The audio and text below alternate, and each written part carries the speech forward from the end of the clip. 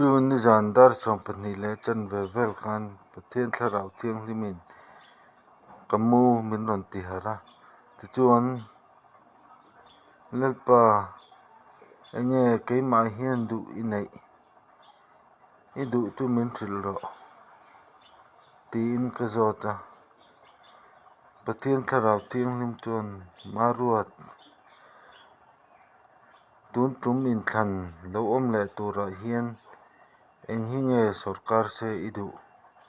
i duh min hril thiam tiin min zawta kei chuan MNF hian hneh takin sarkar leh se ka duh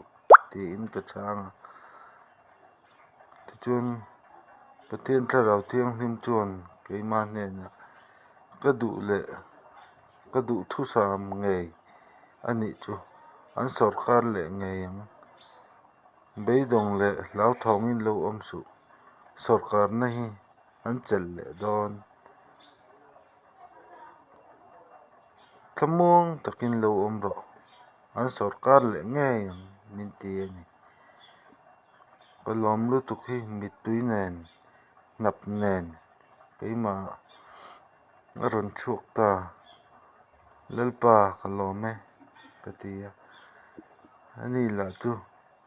a ral leh tadaih si hmuh tur awm lovin ka tih ngaihna hrelovin hallelujah amen lalpa chu fakin awm ro se kan ti ringawt mai ni a ropui hi ka ti lutuk a hnehna pathian zara kan tang leh ngei ang tih hi i ring tlat ang u